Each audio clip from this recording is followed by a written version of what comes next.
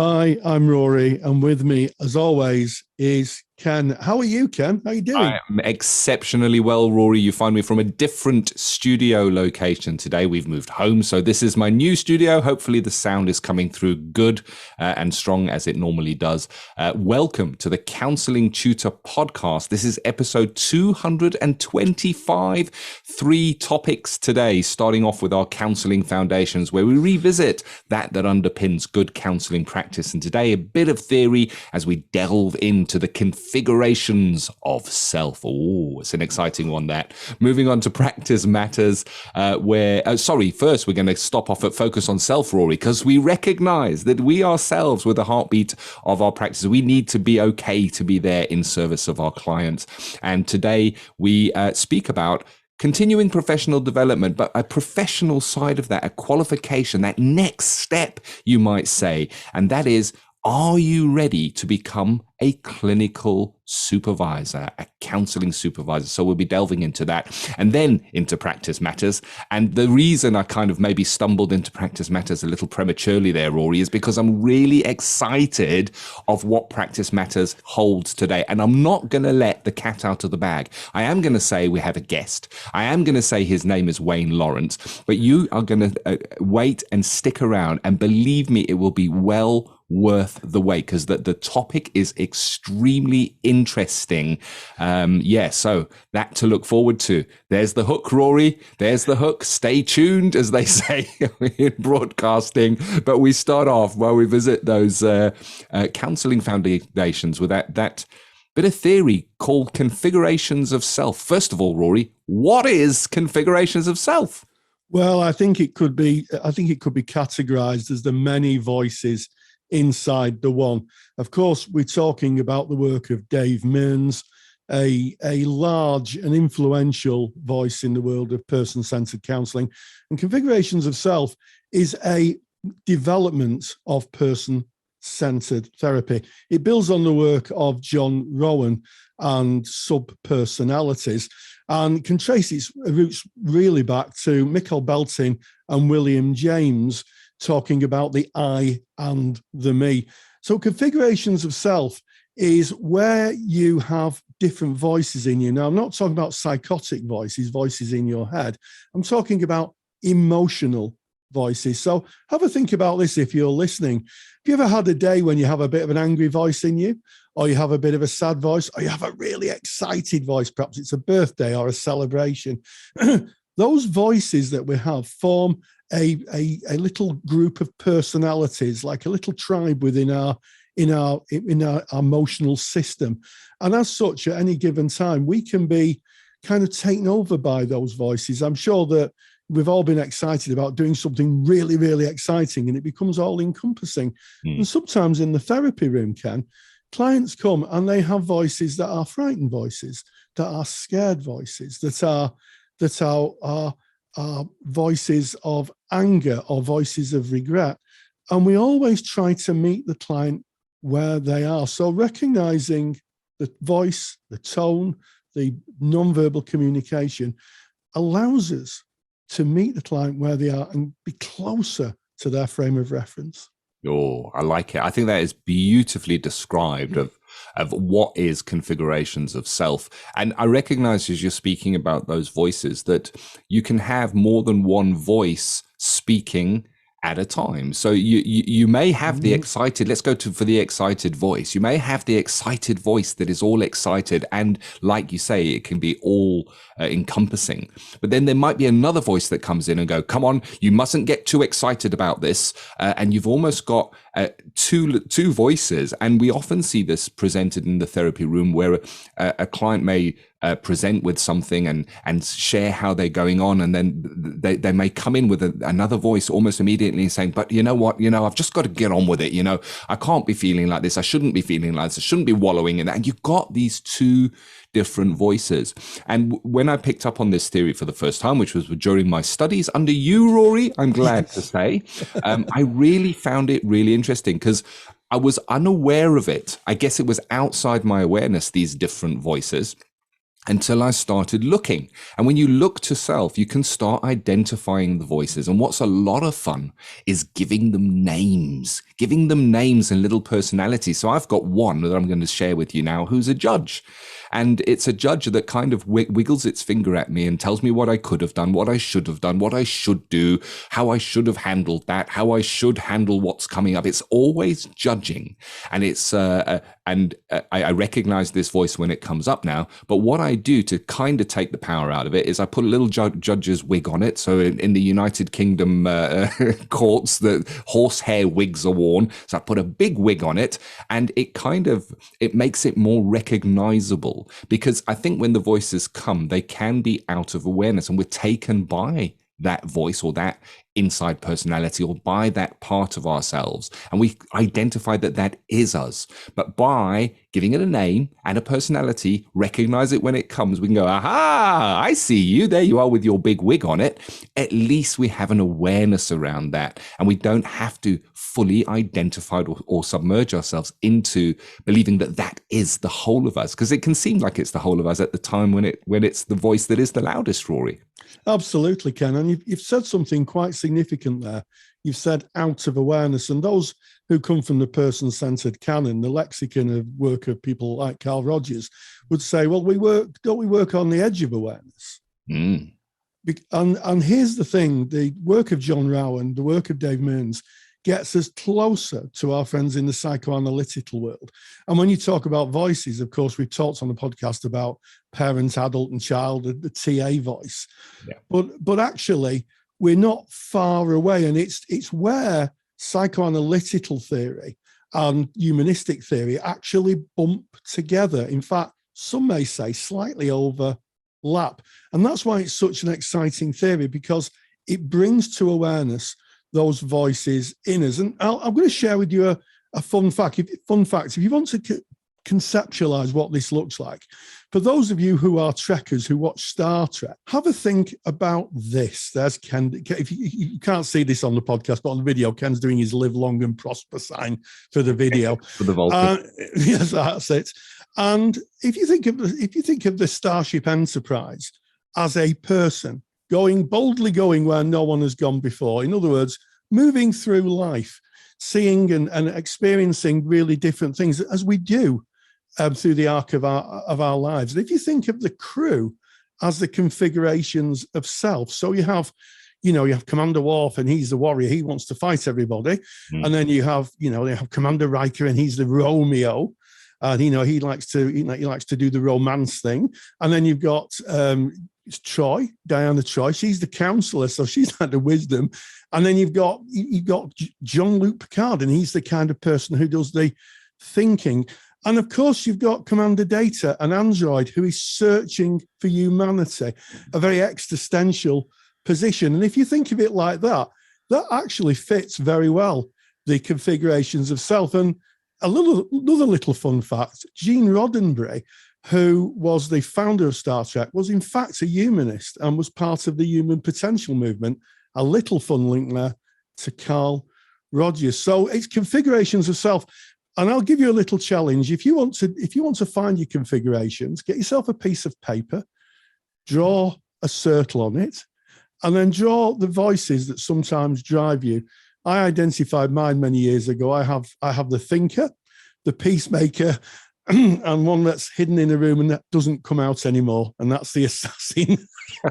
And every time I get mad with people, this person runs out, and the peacemaker and the thinker kind of bundle the assassin back to his room and lock the door again.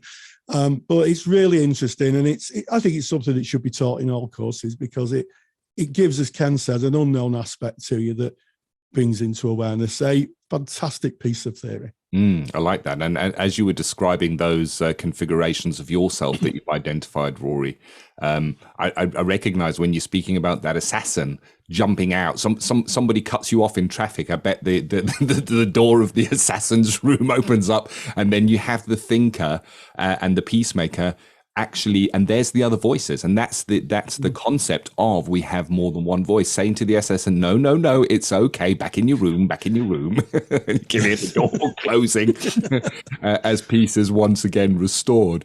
And again, I mean, this is about, first of all, looking to ourselves and our own personal development, but also we may see this presenting in therapy. We may see our clients demonstrating the different voices within. They may show the anger if they're speaking about a certain person. And it's interesting, Rory, I don't know what your thoughts are on this, but there is some thinking on my side about speaking to the voice that is present at the time, but recognizing and acknowledging that is not the whole of the person. So I'm thinking now of working with those configurations. So you may have a person who presents and they're all gentle and soft, and then they may find an angry voice about a certain part of their life. How would you kind of deal with that? And I don't want to go into giving any advice of how people should practice, because that's not what this is about. We're here to talk about the topic and get you thinking about it. But I think that's an interesting part of this topic. You're absolutely right. And Dave Mearns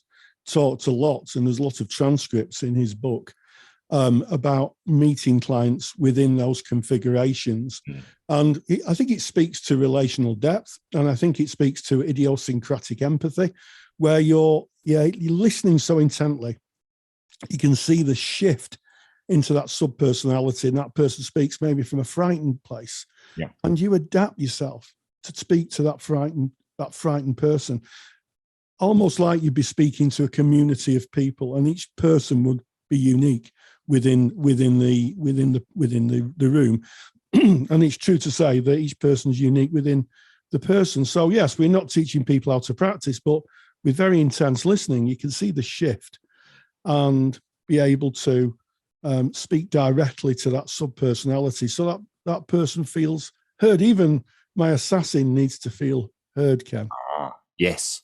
And it goes into that Carl Rogers quote where he speaks about that acceptance, of how acceptance is the most important of all. And when I truly accept myself as I am, and recognizing and accepting those different parts of self, those different configurations. And it's interesting as we kind of back out of this topic, Rory, you came into this speaking about it being maybe a development in person-centered therapy and how that's built on. We spoke about edge of awareness and out of awareness, and how within the purest of person-centered, we only stay on the boundaries of maybe that awareness. But it's interesting now when we look at transactional analysis, and if we look at transference within transactional analysis, you will speak to the transference and work with the transference, almost like we're talking here about working with the voice. And it's so interesting that when you kind of take that 3,000-foot view of all the different theories, they seem to kind of have similarities with different names, but similarities. And it's just interesting to watch how person-centered, the person-centered model has developed and grown and been built out over the years. Oh, lovely topic. Thank you for bringing it, Rory.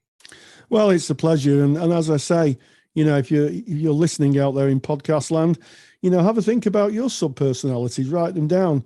And it's a great opportunity, as a final thought, it's a great opportunity to be able to strengthen the more positive personalities within you. So my thinker and my peacemaker are now incredibly strong, and my assassin spends all of his time sat in the room. He doesn't come out, which means I don't get angry very often, and which is a good thing. I can think or philosophicalize, if that's even the word. I think I've invented it this morning, my way out of situations and become more of a balanced individual. So it speaks also to personal development. Thank you. So there it is. That is our Counselling Foundations, those configurations of self. We now move on to focus on self. So focus on self is where we recognize you are the beating heart of your practice. We need to be okay in order to be there for the people that we serve. And part of being okay is the development of ourselves and the development of ourselves within our practice and within the service delivery side of our practice. And today, speaking about, are you ready to become a supervisor? Because becoming a supervisor has many facets. And I think, we go to supervision from practice day one. We're in supervision. And what it looks like as a therapist going into supervision and what it looks like from a supervisor's perspective looking out are quite different, Rory. And we teach supervision. We have a supervision course that we teach. And it's really interesting to hear how many people say, wow, it is so different to how I thought it might be. A lot of moving parts. There is, Ken. And I'd like to start with this thought. I speak to a lot of therapists in my day-to-day interactions. And some I will say, you ever thought of becoming a supervisor? And they'll say, oh, I don't know what I can bring. And I say, you've got a wealth of knowledge, a wealth of practice experience, huge amounts of CPD. And that deserves to be developed in a way where you can help others, because as therapists, we're in service. Yes, I know we charge a fee and, we have to eat, and, tea bags aren't cheap nowadays with the way the cost of living's gone up. But being able to take that wisdom, that practice experience and help other therapists, in particularly student therapists, is a great thing. And people will say, and I was one of them, oh, I'm not sure I've got enough experience to be a therapist, until someone pointed out, as my supervisor said, you're a lecturer in counselling, you've been doing it 10 years. It's all you do. And you've had a diverse range of client bases. You should really be a supervisor, which then speaks to the fact, as you say, Ken, that it's a very, very different discipline. It's a different job because you are overseeing or overlooking someone else's practice. And within that, you may have to be a little bit looking right and left, directive, Ken.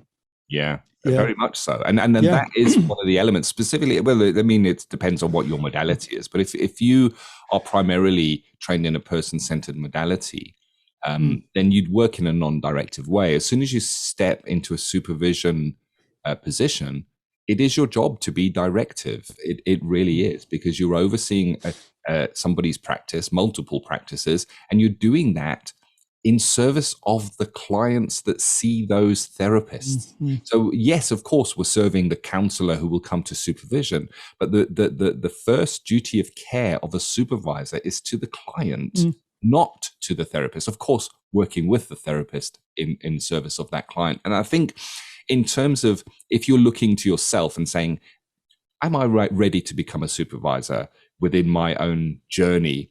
The thing to consider is, to be a supervisor is incredible service. That's what it is. There's no, what is it? There's no glory in, I'm on the next step of the ladder now. Now I am a supervisor. It is so service-based. It really is. So if you have a heart for service, and so many of us are called into becoming therapists, counselors in the first place because we have a heart for service. If you have a really strong heart for service, then a supervisor would be a good fit for you, because you are 100% totally in service. And I think another consideration when looking at maybe training to become a supervisor is that the relationships are long-term. They can be very long-term. They can span multiple years, whereas within client contact, it may be, I'm not saying we don't have long-term clients, and we do. And depending on your modality, again, you may see clients for years and years. But very often we will see clients for a fixed number of sessions, but supervision will go on for many, many years. And that's quite a commitment when it comes to holidays and breaks and how your life plays out. And all of that needs to be taken into consideration, because it is a massive step into service. Yes, absolutely. And I also think that a lot of people say, I don't want to be a supervisor because there's this issue of power. But the models that are taught, certainly in our course, are what's called non-deficit models. They're growth models. So when we supervise, and certainly in my supervision practice, I'm interested in helping develop therapists and develop their professional formation. I'm not particularly interested at all in kind of being like a line manager and doing that kind of telling people off maybe, or kind of deficit work where you have to do this, you have to do that. It's a consultative environment. And certainly for students, a lot of students really, really appreciate the fact that they can sit with the practitioner and see how the theory is applied, and the supervisor can help them with that. So there's great service all around. And one final thing, I think when it comes to the job market, having a portfolio career where you've got different skill sets within counselling, and also employers now are looking for, I think, supervision qualifications. Certainly if you teach, they would look for a supervisor's qualification, I think. Yes, I mean it's certainly going to be a tick on the CV, as you say, Rory. Yeah. CV gold if you are looking CV gold, yes. CV gold if you are looking for employment, because it kind of shows I guess another level of study. And I wanted to just focus on the study element of this just for a moment. So one of the questions we often get asked is, how long does it take to train to become a supervisor? And the truth of the matter is, you're probably looking at putting a good year aside. Now, it's not to say that you're going to spend a year with a nose in a book or a year in the actual training itself, but the process from start to finish, including like the tutor-led sessions, the self-directed learning and the study that you need to do, and then the application of that in placement. If you give yourself a year, that I think is a realistic time frame. It can be done quicker. Some people do it much quicker indeed. Our tutor-led sessions with our training are delivered online. They're delivered over a full day, and that is from 10 in the morning until 4 in the afternoon. And we have 6 of those tutor-led sessions. And then we also have many hours of self-directed learning. So our tutor-led sessions in our training are very much experiential sessions where you will see the tutors being in supervision role. You'll get somebody being a client, somebody being a counselor, somebody being a supervisor, and they will play out the mode or the theoretical part that you'll be learning that day. And then the day is really spent practicing that with peers. The self-directed learning are all the lectures that you might get in a college or university, and those are all housed within the learning environment. And then after the 6th session, which is about 12 weeks into training, that is when our supervisors go into placement. And then there's a placement hours that need to be done there. And ours is 20 supervised hours on our training. But it can take a year because you're only seeing somebody once a month. So if you've got one person, it's going to take you 20 months to get in those. If you're seeing 2, it's going to take you 10 months. If you're seeing 4, it's going to take you 5 months. So it's the maths on it. It does take longer than some people consider. And you do need to put away about 9 hours a week for the self-directed learning, for the book-read study, and for really processing what you are learning. So it's a huge commitment. It's not a little bit of CPD you do on the side. This is something you consider very, very carefully if you're going to train to be a supervisor, because it does take time. Absolutely, Ken. And, one of the questions that we get asked so much, or one of the questions that is asked so much in our Facebook group, and if you're not a member of our Facebook group, go to Facebook, type in Counselling Tutor. We're a closed group, knock on the door, and our wonderful, loving moderation team will let you in. You can join thousands of like-minded people who talk about the world of counselling and psychotherapy, and there are supervisors in there. And one of the questions that comes up is finding a supervisor. And here's the thing, finding a supervisor with online skills to be able to supervise somebody online. The pandemic has pushed counselling forward 10 years in time. It's like getting into a time machine and sending us forward 10 years. Telehealth, working online or on the phone, is now becoming a staple of a lot of organizations. And to supervise people who work online needs a specific skill set. And not to blow our own trumpet, but our qualification is actually a online and telephone supervisory qualification as well as a face-to-face qualification. But there are literally hundreds of posts in the Facebook group asking for supervisors. Yeah. And certainly in our online and telephone counselling Facebook page, which is a separate page for those who do our online and telephone counselling course, We always get people coming up and saying, can you tell us where I can get a supervisor who can supervise me for my online work? It's a growing edge. So that's all I'm going to say about that, really. But it's very, very popular. And I think you owe it to yourself. If you've got a lot of skill, if you've got a lot of passion, then why not share it with others? Why not be in service of others, and certainly our student colleagues, and help develop the profession in the way that it should be going? Yeah, and when you're saying in the direction it should be going, Rory, I think it's prudent to point out that in September of 2021, the BACP. So if you're based in the UK, the BACP is one of our ethical bodies, not the only one, but it is an ethical body that republished their guidelines for supervisors working to best practice as a supervisor. And as part of that, they also updated the supervisor training curriculum. So this is a document from the BACP where they suggest what should be taught in a supervision training course. And they very clearly marked out specialist areas so that you'd have your base training to become a supervisor, which would give you face-to-face supervision skills. But then if you wanted to supervise online, it's a separate module that is added on there. And I think that's worth taking into consideration. I mean, if you are a qualified supervisor, maybe go and revisit your ethical body and have a look. Has there been any update? Because there's been so much update from the pandemic and from the so many people going and working online. There's been so much of an update across many of the suggested how we should work, the guidelines of how we should work. And it's true, of course, in supervision as well. So there it is. As Rory was mentioning, the opportunities that lie now with so many people working online, and it's supply and demand at the end of the day. There is a deficit of supervisors that are trained to work with practitioners whose practice is online. And I'm thinking of one of our graduates is called Darren Hopgood, and I can say his name with confidence because I was speaking to him recently, and he was doing a bit of a testimonial for our training.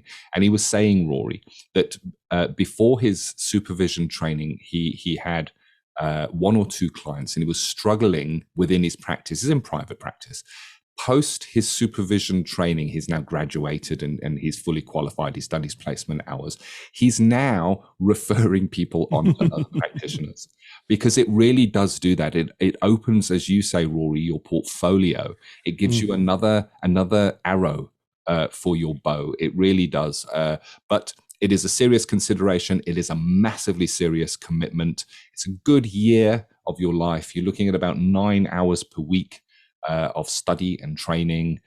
You need to have at least 2 years, and we would suggest more, at least a bare minimum of two years of practice. You need to have been out there. You need to be have been on that front line and gained the experience to be there in best service of others. Let's back out of that one. If you're interested in our training to become a supervisor, we're opening that training again in September 2022. If you're listening to this in real time, and you can join the wait list for that. That means we'll send you an invite to a webinar when we open up that training to tell you more about it. And you can get that information by going to our website, which is counsellingtutor.com. Into Practice Matters, where today, really, really exciting. Again, I'm still not letting the cat out of the bag, because Wayne himself is going to tell you what is going on. But kind of give us a tiny little bit of a flavour, Rory. What have we got coming up? Well, I met a wonderful man called Wayne Lawrence, and I have so much admiration for this guy, because he has, as I've termed it, he doesn't term it in this frame, a specialist counselling practice. And this is what he had to say about it. And I'm delighted to welcome Wayne Lawrence, who's a practitioner who has a bit of a speciality. So Wayne, thank you very much for joining us. And do you want to share what your speciality is? Yes, hi Rory and everyone. Thanks for having me. Well, my speciality, as it's been placed, is that I'm a therapist that works in a prison, an all-men's prison at that. Yeah, and the reason I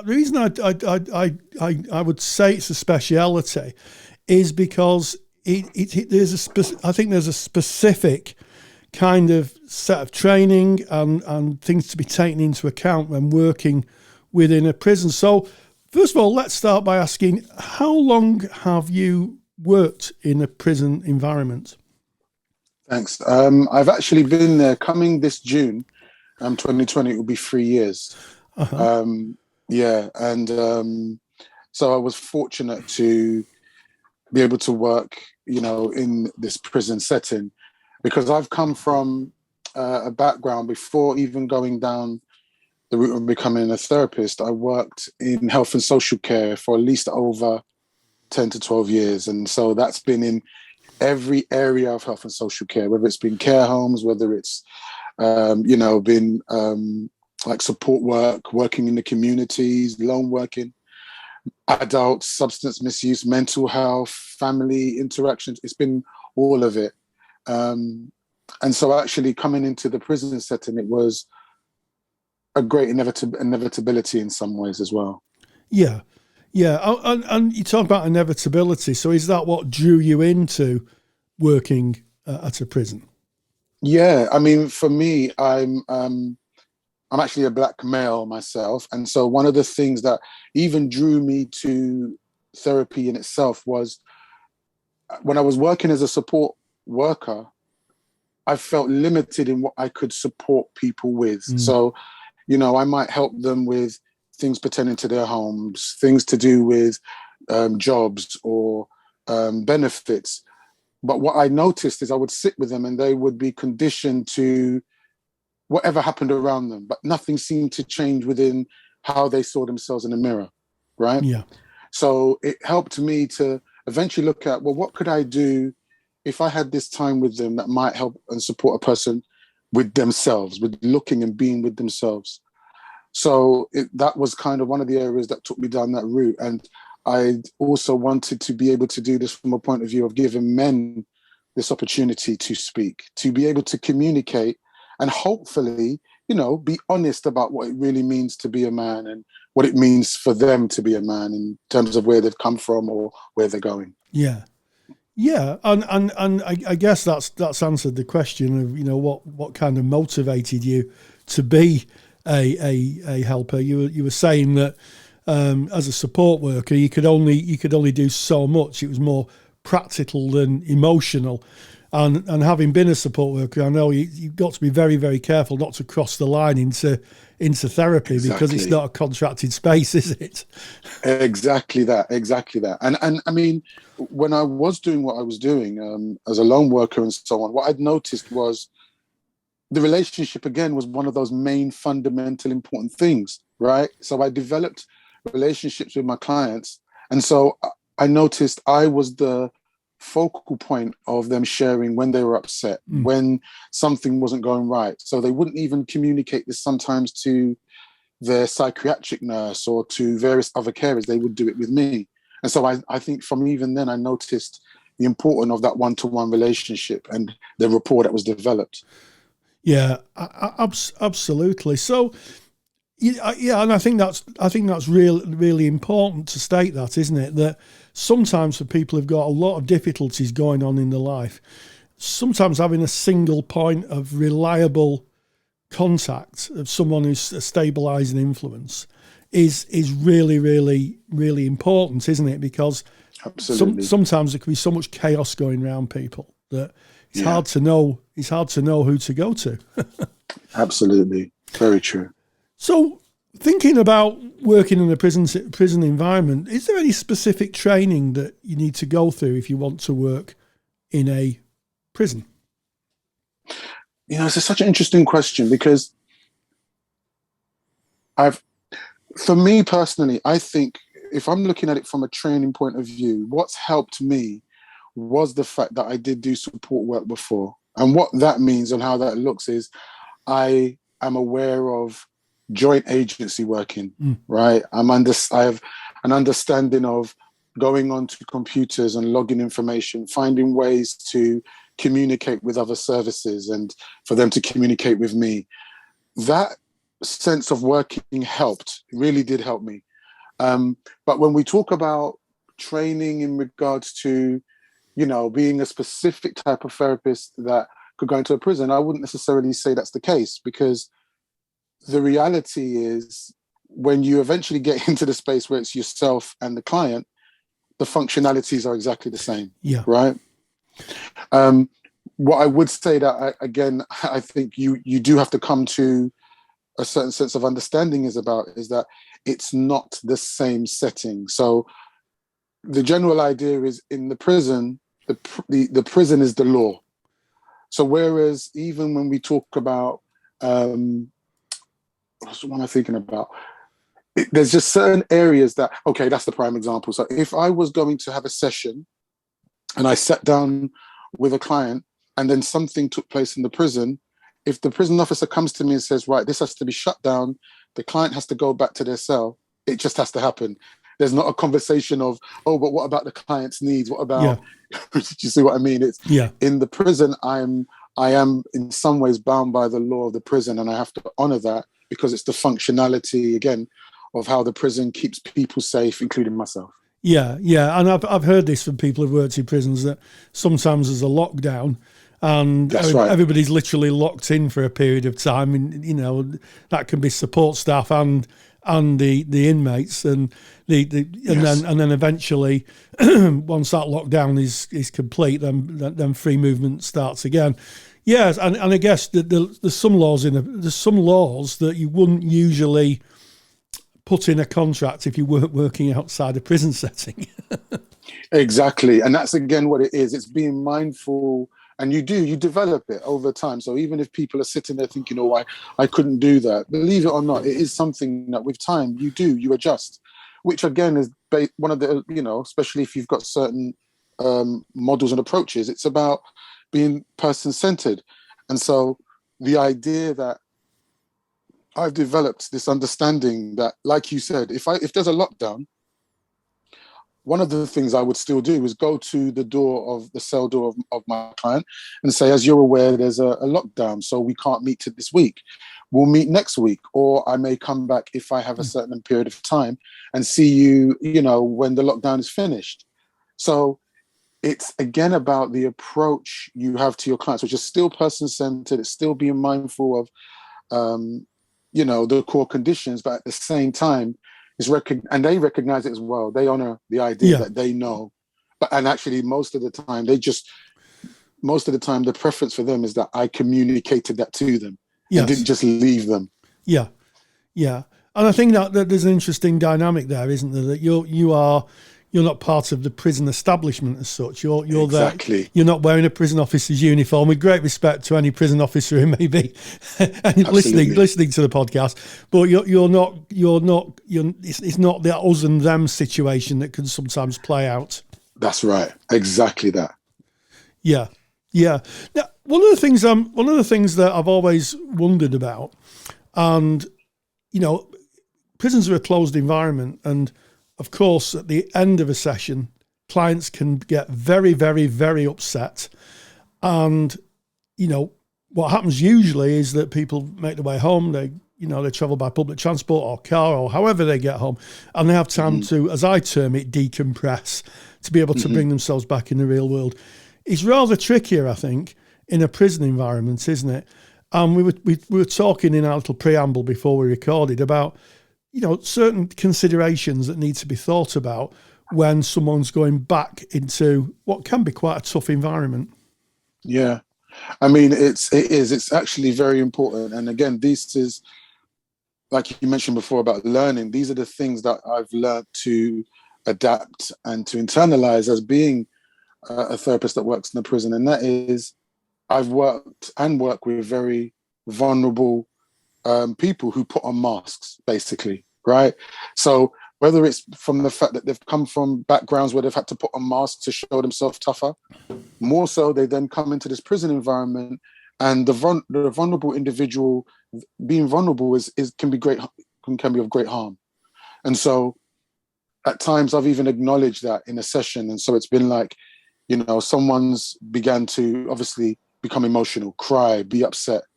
Again, acknowledging what that feels for them, giving them the space to kind of process that and manage that. But also it's being congruent when it's about, I'm aware that now, we're coming to the end of the session and you're going to have to go back out into the wing. You're going to have to go back to your cell with another cellmate. And you don't want them to know that you've been crying. You don't want them to see that vulnerability.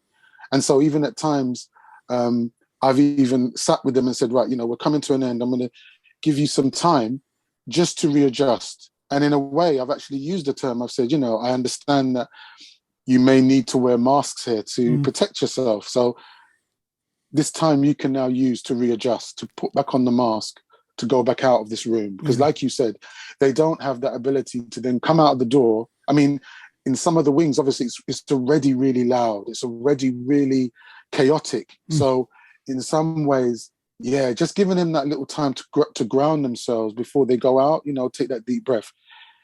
It's effectively their decompressing? Decompression, that's the term I use. Decompression, it's that for them. Before they go out, and then they smile again, and I'm good, brother, and it's all good, and I'm just here for my my therapy, and knowing that they've been able for that period of time to be vulnerable. And again, it's a great practice because for some of them, they've never had that opportunity to even for half an hour to 50 minutes to be vulnerable. And so even them being able to do that, hopefully in some cases, it's something that they can then take with them and then learn to find outside of that room and that space, a place where they can be vulnerable and, where they can trust somebody, but then still, like most of us, still then have to put on the masks and, the exterior armor to go and deal with whatever we have to face. Yeah. And it's almost like giving a permission, isn't it? What I'm hearing is that exactly you give them a permission to be something other than the tough guy personality that some people in prison may want to present to protect themselves. They can actually find that side of them that's vulnerable, and I guess that's where the change lies, isn't it? Yeah, it's exactly that. I mean, I liken it to the fact that, in prison and being in a prison with mostly males, most of the way that they try to exercise out what they're feeling, what they're dealing with is through physical activity, right? Yeah. So it's all about the gym, it's about the lifting the weights, it's all about that. And again, I guess I can use the word that's beautiful about being a therapist in a men's prison is watching some of them come to the realization that it's not just about the physical gym, but the mental gym. And so now they're coming into the space where they're like, actually, I want to start finding the right exercises to manage how I deal with my emotions, and how I cope when certain things happen. And so it's, again, this great space that they do hopefully develop that and then obviously take it outside with them, even when they leave the actual prison. Yeah. And hopefully, create a new way of being for themselves. Well, Wayne, it's been an absolute pleasure interviewing you. I think you've given us a peek inside a piece of practice that people don't often see, and maybe is a little underappreciated. I think that the ability to help people who are paying their price to society for the crimes they've committed can get not just the kind of punishment, but also some kind of can kind of reclaim themselves and hopefully through therapy be able to make changes in their life and make positive changes. So Wayne Lawrence, thank you so much for joining us. Thank you for having me. It's great to speak to you, Rory. Take care. Big thank you to Wayne Lawrence. So needed, Rory. So needed. Really, really interesting. And I guess a glimpse behind the walls there that we don't often get to see. So thank you, Rory, for hosting that interview. And this has been the Counselling Tutor Podcast, episode 225. Yes, we started off with Counselling Foundations, configurations of self and the many voices inside the one. And then we went on to focus on self. We talked at great depth about becoming a supervisor and why you might want to increase or enhance your professional formation. And then we had an interview with Wayne Lawrence, a man I genuinely take my hat off. There's about very few people I take my hat off to, but I'm going to take my hat off to Wayne Lawrence and his counselling in a prison environment. I have to say, I have so much admiration for Wayne, because it's very, very easy to forget people. Very, very easy to forget people. And here's someone who isn't forgetting people. So, yes, that ends Practice Matters. And as always, as I say, stay grounded and stay safe.